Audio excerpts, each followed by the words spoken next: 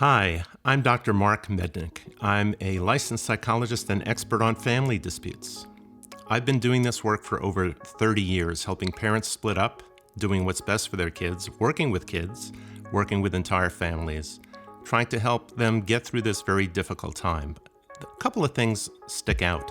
One is how lonely this can feel. It doesn't matter if you're a man or a woman, young or old, whether this relationship is long-term or short-term, how you got together.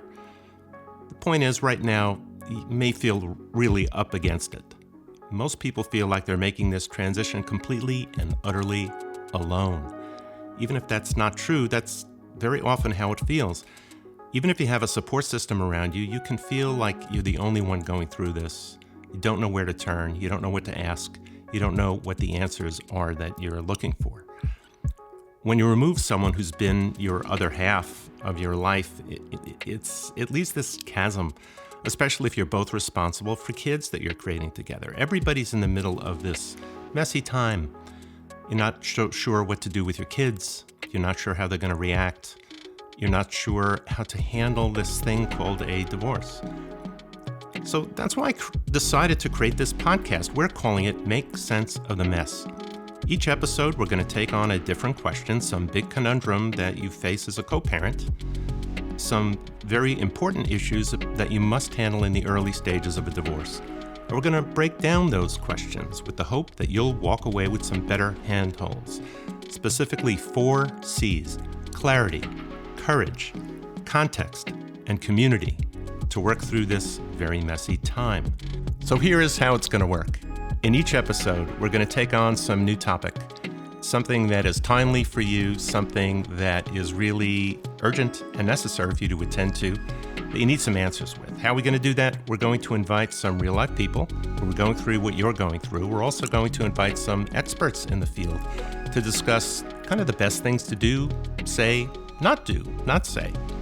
And together, we're going to really plumb the depths of these issues so that you get a much better handle on what to do and how to do it. So this is not something you're going to go through alone. You're going to have us to take with you along the way. Buckle up and join us. So glad you found this show. Together, let's make sense of the mess.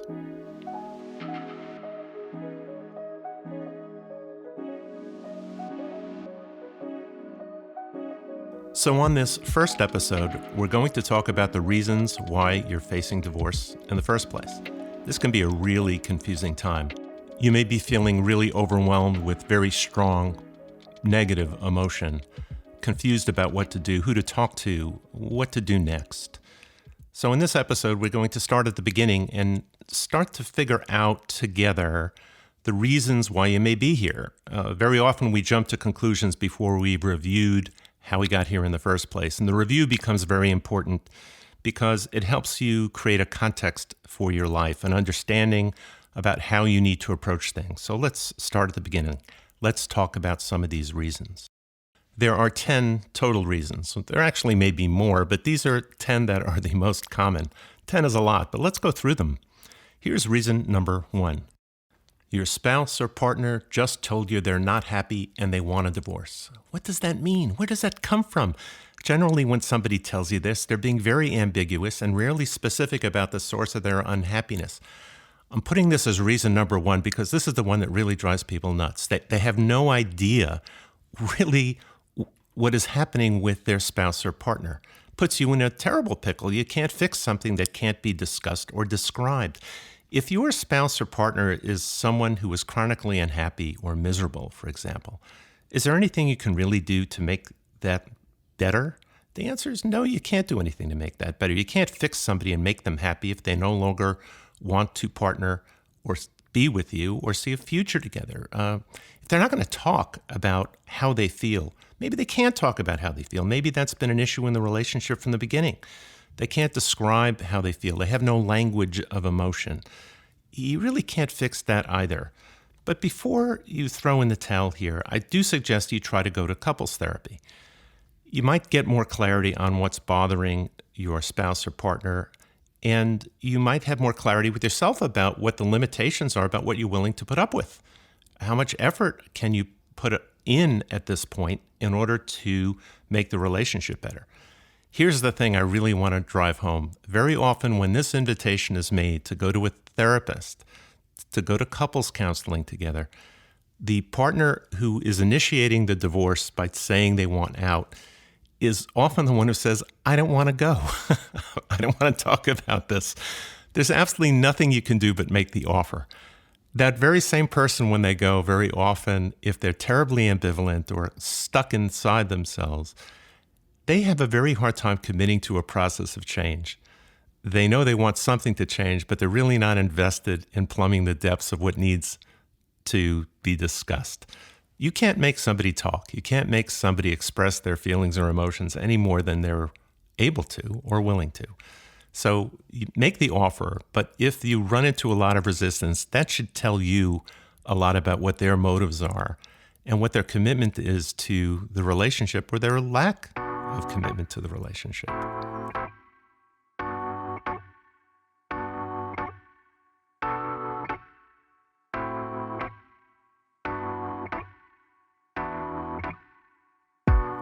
Here's reason number 2. You have been the one feeling alone, depressed, stifled, or uncared for at this point for years, and believe you may have no other choice at this time but to split.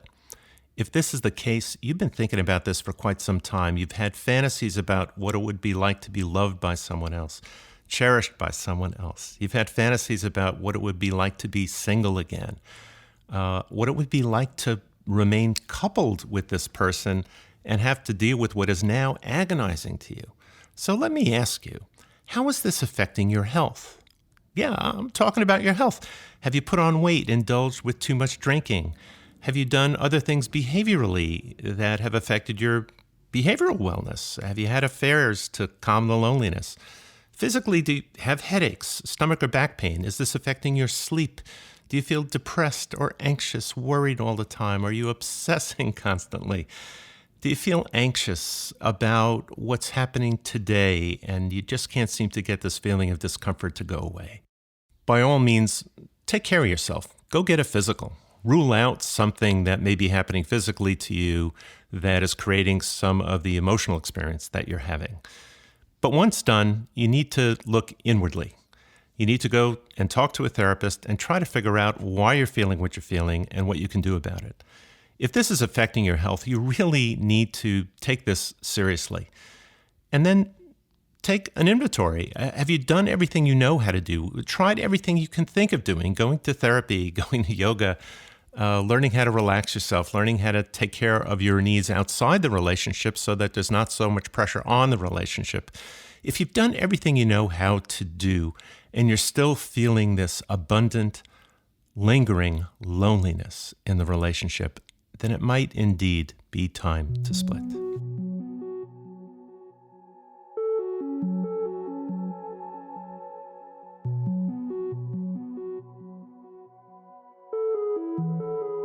Here's reason number 3. You are quite clear that the relationship is not working for you, but you're staying for the good of the kids. You tell yourself that you'll get a divorce when the kids go off to college. You keep putting off the notion about splitting up because the whole idea of it is just so alien to you. You don't want to disrupt the kids' lives.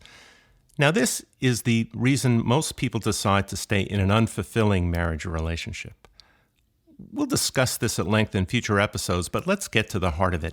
When you have this conversation with yourself, you're usually motivated by 2 things, shame and guilt.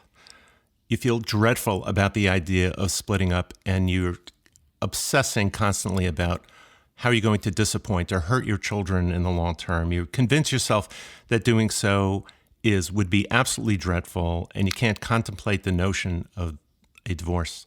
So you convince yourself you'll stay until they're older. But I really want you to look at this because it's not as if your kids aren't paying attention to your relationship. What are they learning by watching this relationship if it's a distant one? What are they learning by your unhappiness? You think they don't know that you're unhappy? You think they don't quite get it when you're curt or short with the other parent or when the other parent seems to be distant with you? Is that what you want to model for them in terms of what a functioning relationship is? Do you want them to really learn how to ignore issues? I'm not saying you can't do this. You can stay. And sometimes that is the best option for you. That's true. But to be motivated out of guilt and shame, to stay in a relationship that makes you profoundly unhappy, it's really not a good thing. Let me share this with you. Research has told us now for a long time that parental depression is very much related to teenage outcomes in particular, how kids are going to do when they're older. When your teens are watching a relationship that isn't working really well, it's a real problem for them. We also know that for younger children, maternal depression, because that's been studied more, not paternal depression, but maternal depression's been studied more, but I'm quite sure this applies to dads too. Particularly if you're in a primary caretaking role, your sadness, your anxiety is going to be transmitted to your kids.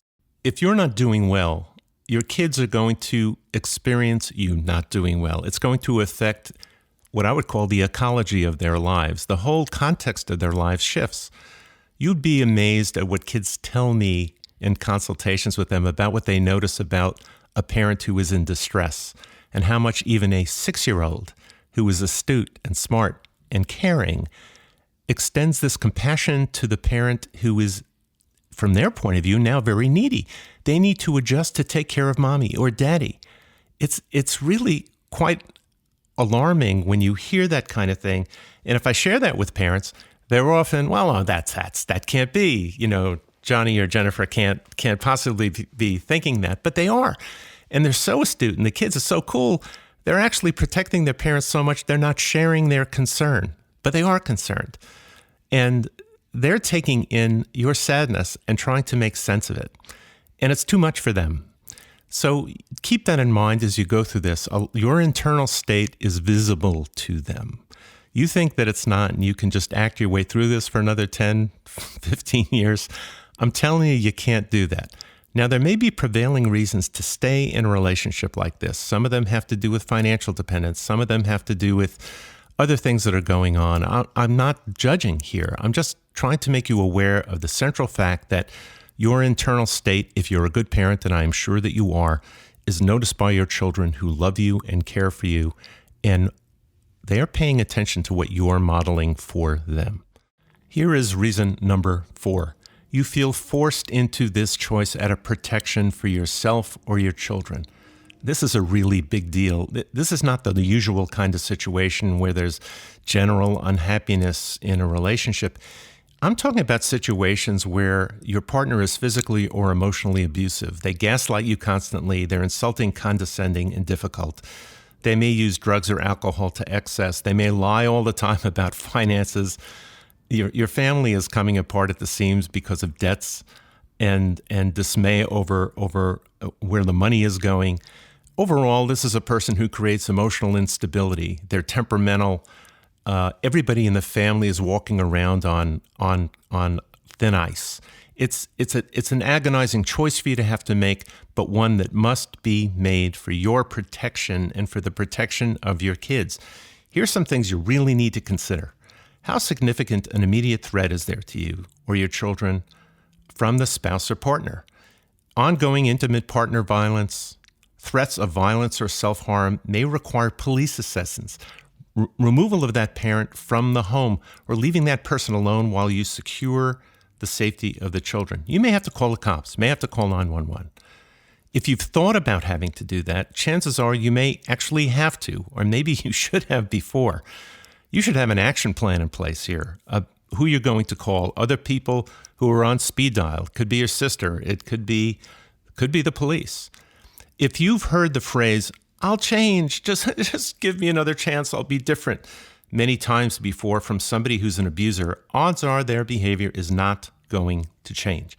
Having your children exposed to this kind of manipulation is not in their interest. Do you really want your kids coming to you and saying, Mommy, Daddy doesn't mean it. He didn't mean it. He's apologizing. He said he's sorry. Isn't that better? Well, no, it's not better.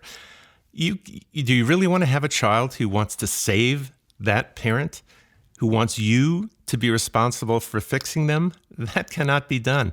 That's not a healthy way to raise children. It's not a healthy life for you. Here's another thing to consider. You might have a child who identifies with that spouse or partner and wants to emulate their bad behavior as a way of connecting with them. So they emulate the bad behavior. They mimic the negative hostility towards you, towards younger siblings. You have an 8-year-old who becomes very controlling and confrontational. A 12-year-old who just won't be part of the family and do chores, who criticizes you, who is perfectly dreadful. And you know that's not the kid in their heart. They're a good soul.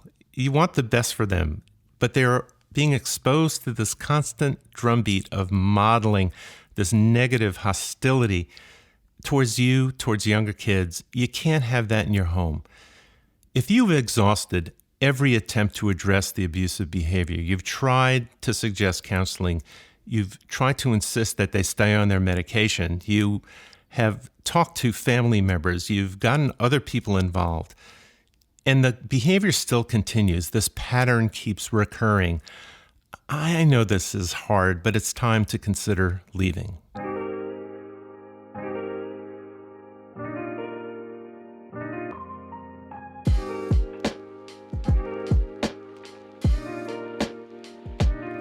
Now we come to reason number 5. This happens quite often, unfortunately. You feel you've got to leave because you discovered your spouse or your partner is having an affair.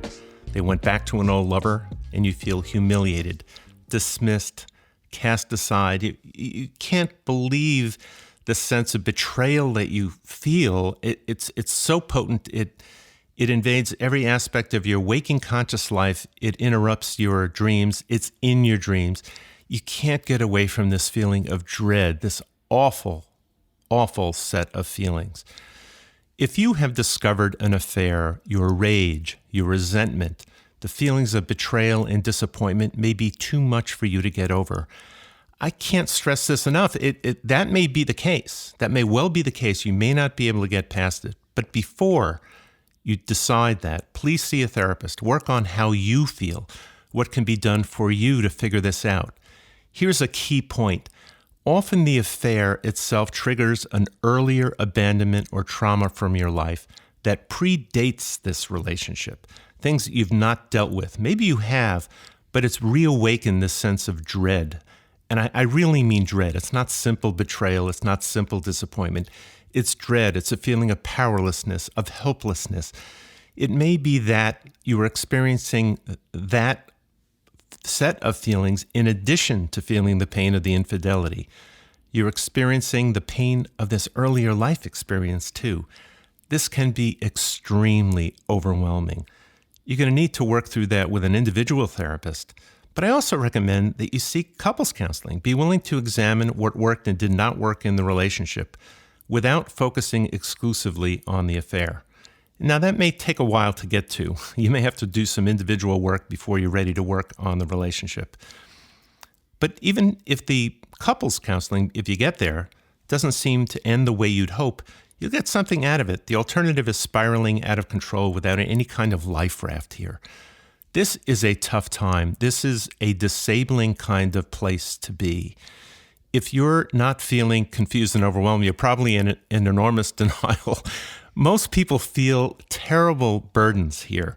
Please, please, I really urge you to take care of yourself.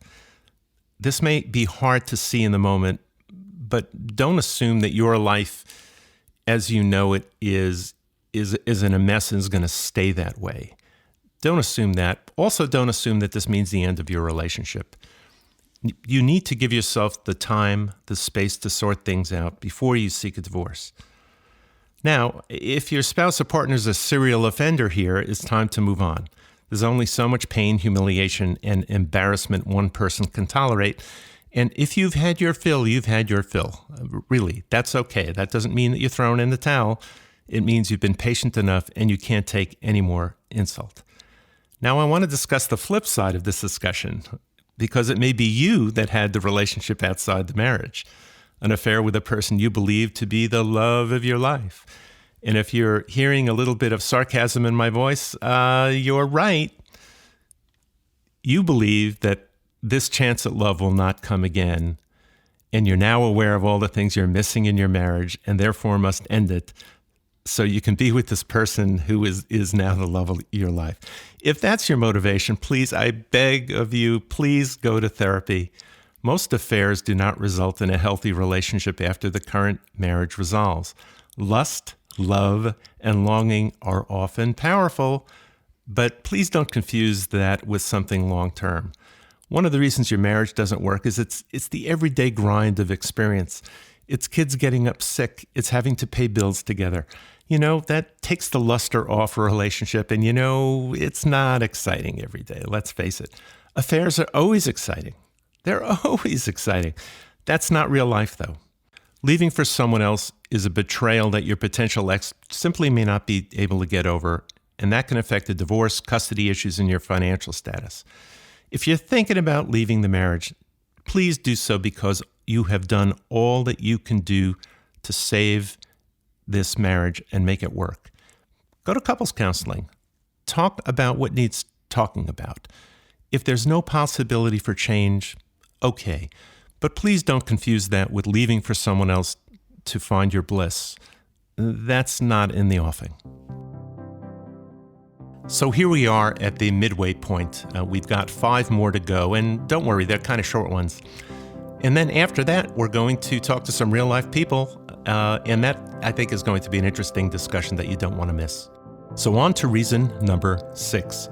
You feel your spouse or partner is simply incapable of growing up, and you can't really envision growing old with this person.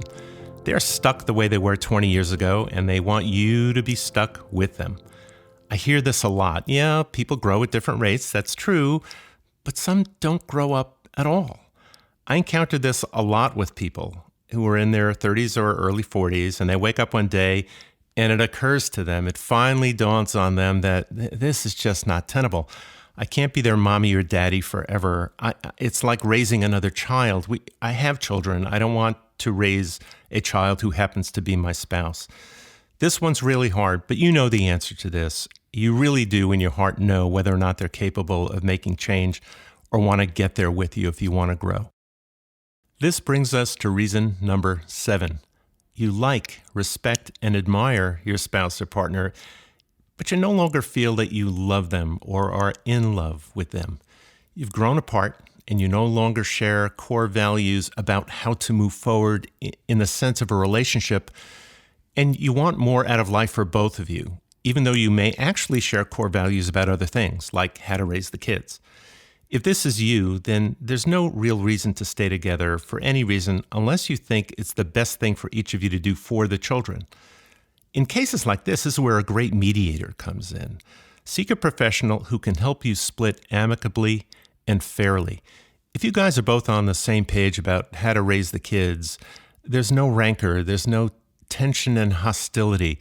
There may be disappointment and sadness about what you may have lost over time, but this is a person you like, and you want to maintain a good relationship with them, and you really believe in your heart you can co-parent with them and do it well going forward. See a mediator, get it done properly, and move on. And you'll be able to retain your admiration for this person, and I think theirs for you. So now let's talk about the opposite of that. This is reason number 8. In this case, you and your spouse or partner do not share basic values about childcare or medical decisions, or how to get the kids educated, or how to discipline them, or how to manage their peer relationships, or when to manage their screen time. You kind of disagree about most things that are important to parenting. And this is a difficult thing because if that's happening, that means your kids are bearing witness to the disagreements, no matter what you're doing. If you think you can go behind closed doors, for instance, and have these discussions with semi-raised voices and your kids aren't listening at the door, I think you should reconsider that notion because your kids are listening and they're watching. Chronic disagreement about how to raise your kids is a problem for your children. They come to know that you cannot agree on what to do, and this creates intense conflict and uncertainty for them. It's not constructive to raise kids like this. It opens the door for kids to exacerbate the conflict or to withdraw out of frustration or fear. They don't know what to do. They feel confused. So what they do is they try to find a way to manage the ins and outs of the conflict. They may even try to foment it because in their minds, it's you talking to each other. And they think if you talk to each other, you'll work things out, even though the conflict only leads to more conflict and disagreement. What you need here is a respectful arrangement wherein both of you can have time with the kids with no expectation that the other will do as you would do when you're together with the kids. This is a really hard concept in a divorce and in custody situations. We don't agree on basic stuff. If you want to avoid conflict, you're going to have to cede control over what happens when the kids are with them. And you may rightly ask, isn't that terribly confusing to the kids to have two different sets of values represented in two households? My answer is yes, but it's all in how you manage this conflict, how the two of you approach this. Here I'm talking about something called parallel parenting, where you don't talk to each other a whole lot because that's fruitless. It only works, though, if you have a fundamental belief in the other parent's ability and desire and intention to keep the kids safe and well and to have them grow. You just disagree about how to get there. Here is reason number 9. This is a biggie.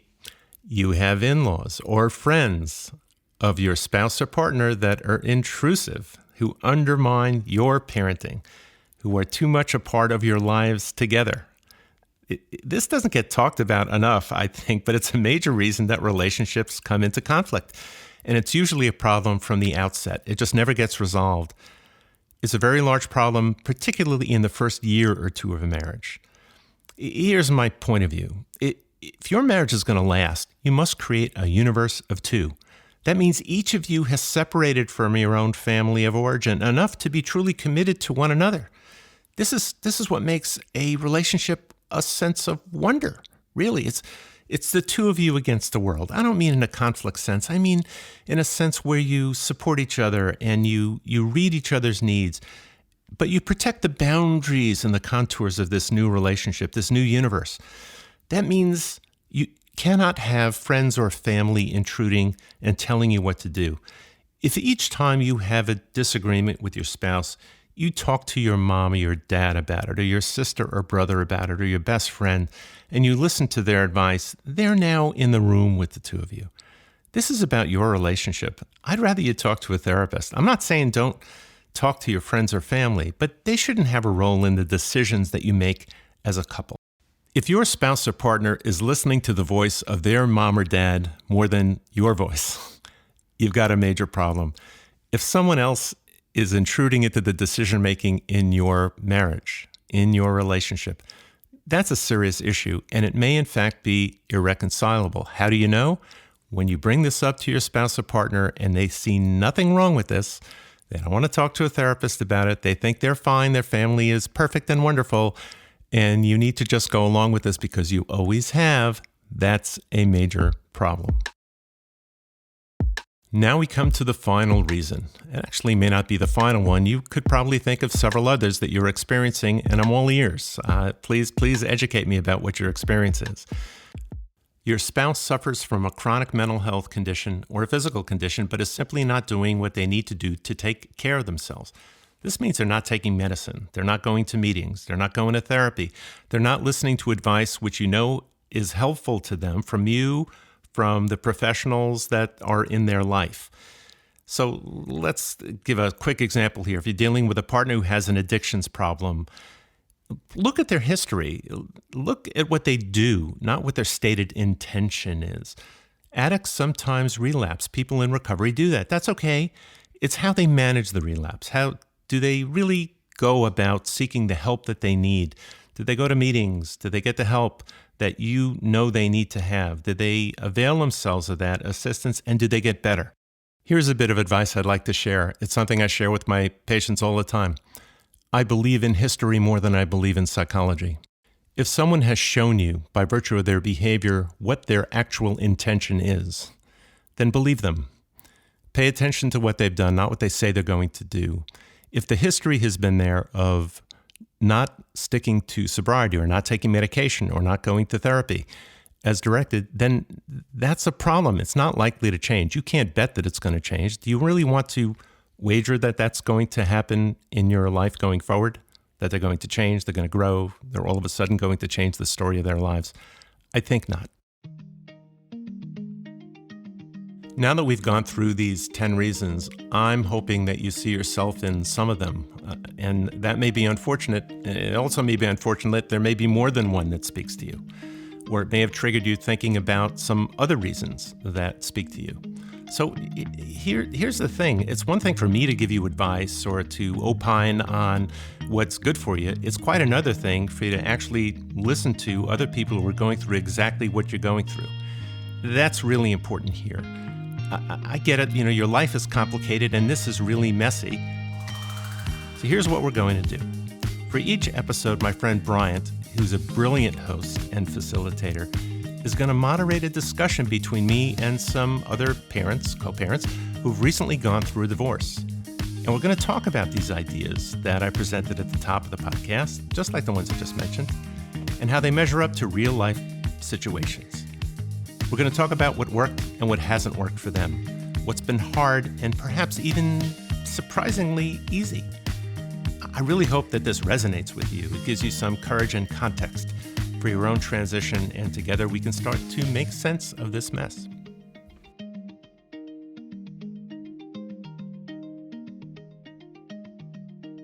Bryant, tell us a little bit about yourself. Hey, Dr. Mark, thanks so much for having me here today. I am here to be a facilitator between you, our guests, and our listeners, and really advocate, make sure that we hear the story from all sides, all points of views, and think about those burning questions that maybe our listeners might have and make sure that we ask those. I'm so glad that you're here to do that, because sometimes we get lost in our conversations and we lose sight of the full range of possibilities and interests that our listeners have. So, Dr. Mark, what are we talking about today? We're talking about the very beginning of the process, Brian. We're talking about what are the things that go into that decision. It's a weighty decision. What are all the elements of it? How did you get here? We really want to understand for our listeners' perspective how they got here and what they're then going to do about it. Fantastic. And we have a young woman with us today who is going through this experience and has agreed to be open and share her story. I'm looking forward to speaking with her. These are hard choices to make. Nobody makes them easily. And I want to understand, and our listeners to understand, that we know it's difficult and there's a way to move through this.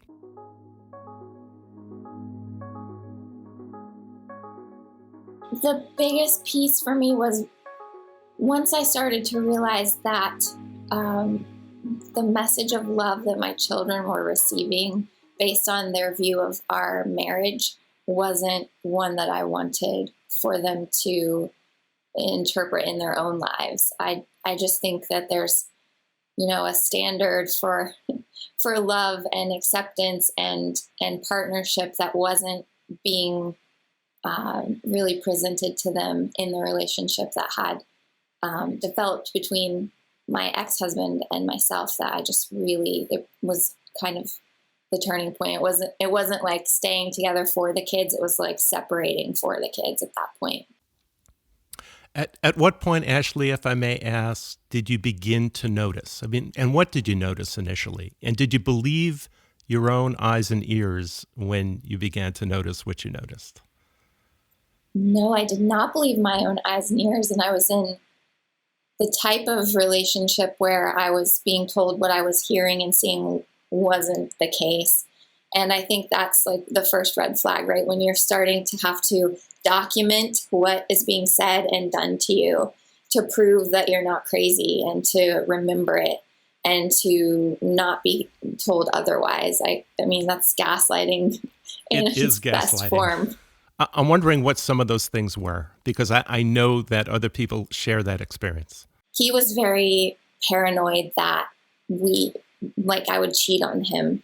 And that was never even, it's not part of my DNA. Like, I'm a super loyal person. And I was a stay-at-home mom at that time. He worked from home and we were together like all the time. So I was also just like, how would I have the time? Where would I find, like, I'm not leaving the house. How do you think I'm pulling this off? But his response was essentially, if you're ever going to cheat on me, we're totally done. And if you did cheat on me, I would only be okay with it if you ended up being a lesbian and she was like allowing us into that partnership. And I had like a parting gift of like a threesome with the two of you. And that just was like, I'm sorry, what? Like, first of all, I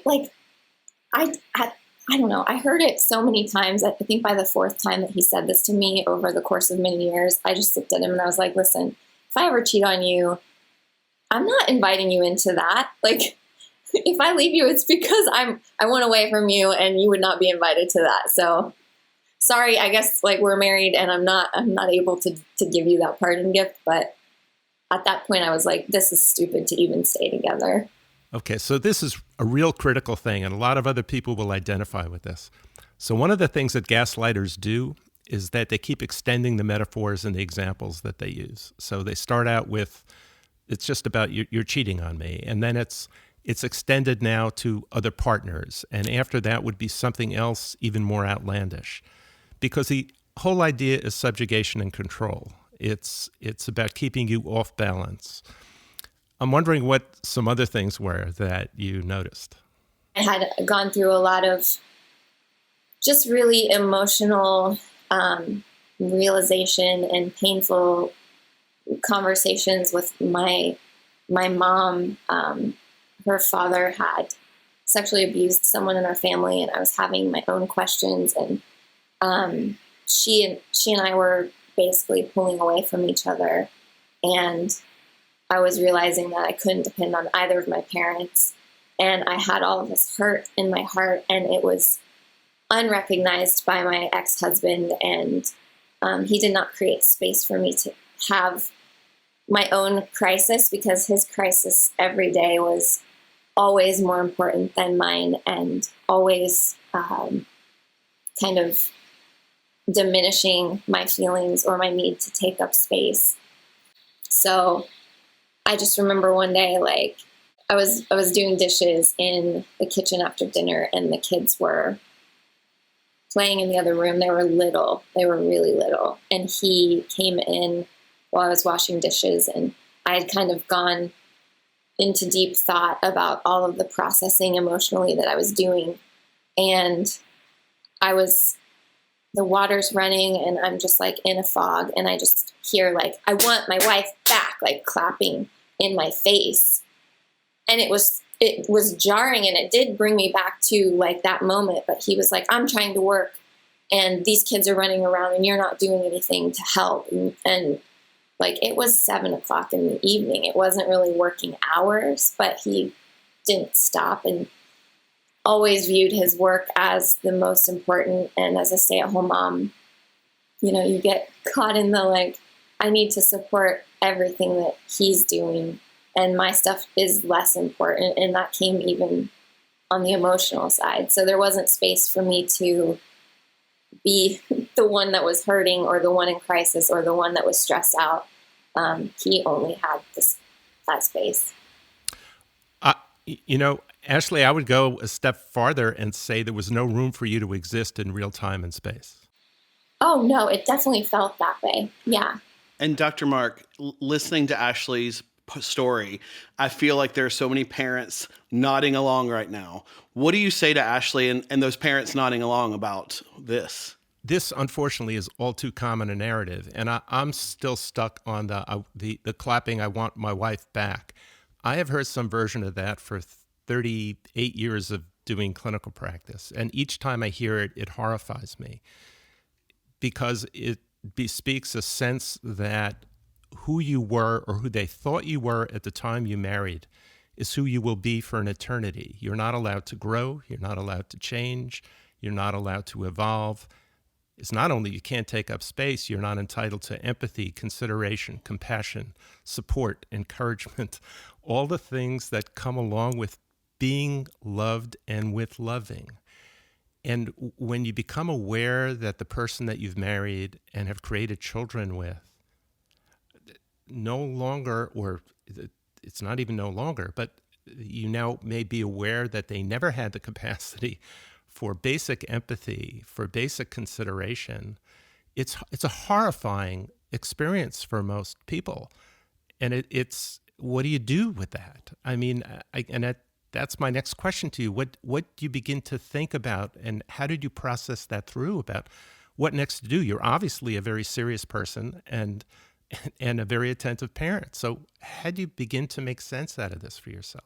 It took a lot of time. Like, that awakening was at least 3 years of our marriage. And I think that there was a lot of control and manipulation going on, and you can get sucked into those enabling patterns. Like, I will own that side of, I enabled a lot of those behaviors because I thought that that was what was going to bring us peace in our home, and we wouldn't have the fights, and we wouldn't have me constantly feeling like I had to apologize for existing. And so I think that it took a long time to awaken to that and to realize that I do deserve to take up space and that I needed to make a change. And it was, years of therapy before even getting to a point where my therapist felt safe that she could say, like, hey, I think you may want to consider at least a separation because what you're doing now is not working.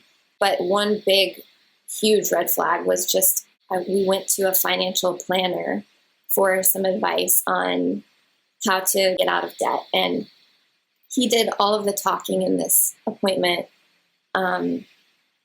just really always dominated our finances, would tell me things like, I don't trust you to pay our bills on time. But I never had a late bill before. So I was fully trustworthy and wanted to help in that area. So we're sitting in this financial planner's office and he's talking and sharing all of these financial things that I don't have any involvement or say in anymore. So there was nothing for me to add to the conversation. And he just happened to get up and leave to go to the restroom. And she immediately looked at me and she was like, are you safe?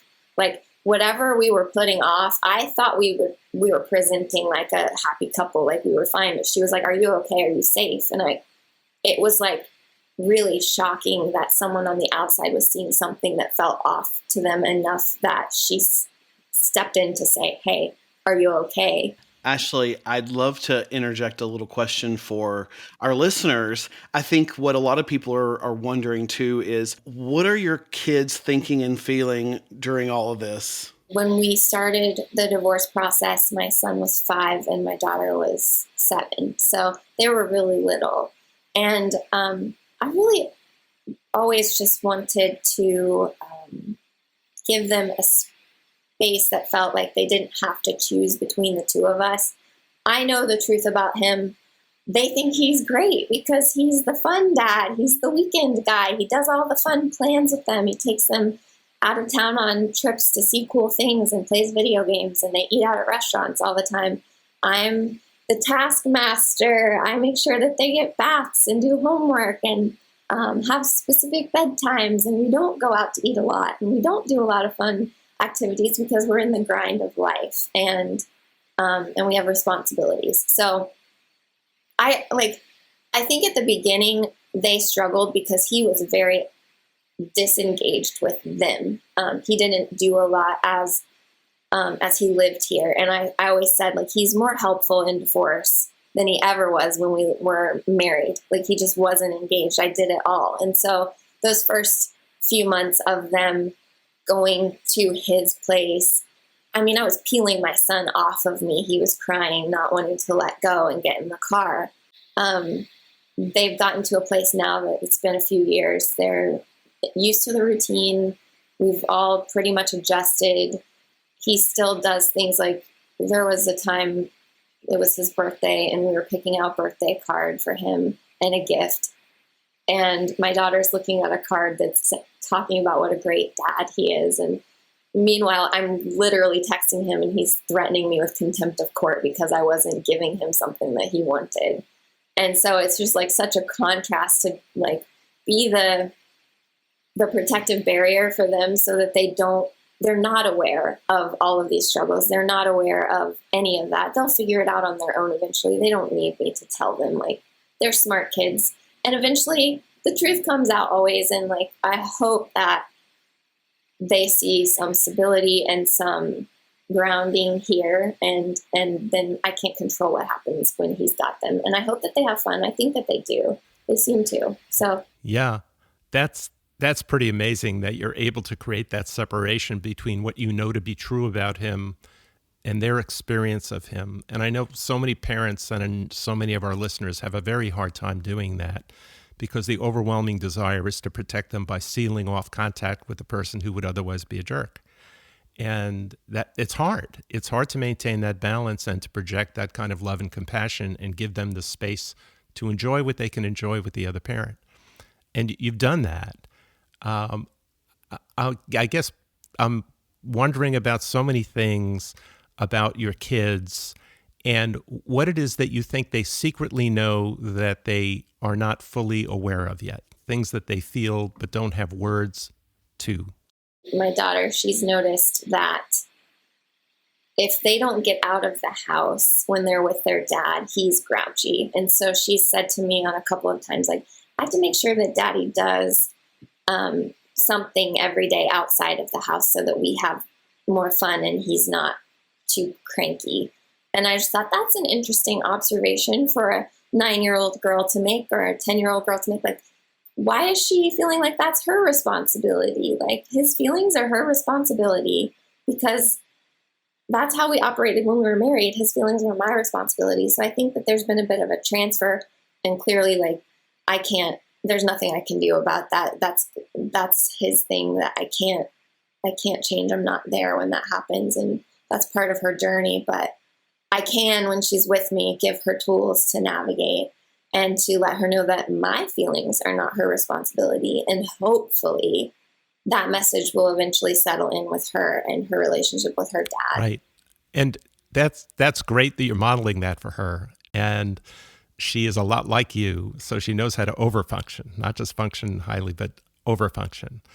And you had mentioned earlier that you enabled him during the marriage and kind of bent over backwards to try to accommodate, to reduce the strain he felt in hopes that he would behave himself. And I'm thinking your daughter has the capacity to be enabling too for similar reasons. So one aspect of doing that is certainly modeling what is appropriate behavior. What else have you done or thought of doing for her to help her understand what she's experiencing? Yeah, I think that it crosses over with all of her relationships and her school work. She's definitely a perfectionist, which is, I think, typical of the type A kid, right? Like, just always wanting to perform. And even this week, she brought home a report card, a progress report, and she got an 87 on something. And she was just kind of like, I don't understand why I got an 87. That's not like me. Why did how did I do that? And I'm just like, listen, to me, like, I know as your mom, like, I know you, and I know you're always going to try your best. And this particular report says that 87 was your best, and that is fine with me. Like, what's more important to me is, are you kind? Are you a good friend? Are you helpful? Are you treating yourself with respect? Are you talking to yourself nicely? And right now, this is not language that is kind to yourself. What you're doing is really beating yourself up about something that it just doesn't really matter that much in the grand scheme of things. Nobody in 10 years is going to say, hey, remember that 87 you brought home on your progress report? Like, how can we let that go today? And what can we do? And let's also celebrate the fact that you look at what you did. That was your best work, and it's great. It's a B+. Like, let's be excited about that. So I think that it's going to be kind of a journey, but I think that continuing to bring what's most important back to the picture and reminding her that it's not about what you're achieving that makes you worthy of love and kindness. And it's really about how you talk to yourself, how you love yourself, and how you can transfer that love for yourself to other people. I really like that answer for a variety of reasons, not the least of which is the fact that you have not lost sight of the fact that you are still actively parenting your children and that you're not acting in opposition to the other parent. You're acting as the person who is clearly focused on their well-being day to day, moment to moment. And that's so much the thing that we can do. we lose sight of that as we go through a divorce. It's easy to lose sight of that and to act in opposition to the other parent as opposed to simply playing the role we were meant to play with them. That's the best we can do for our kids. That's what they need us to do. And very slowly, your daughter is coming to this realization about who her dad is. And she's about to learn other lessons too, I would imagine, because he sounds a little on the self-centered side. And just a little. Yeah, a little bit. And she's going to learn more what that feels like as she moves through this particular portion of her life, where she also needs to learn how to be a bit self-directed and as well as self-centered. I use that, and I don't mean that in a selfish way. I mean, it's part of her development, and she should be more concerned about herself. You're enabling her to do that, to be more concerned about her well-being, pay attention to how she feels, how to maintain and build social relationships, how to be a good friend, how to be a good person to herself. And that is not going to resonate really well with her dad. So she will experience that tension with him over time. And you're really laying the groundwork for her to have a dialogue with you that is ongoing.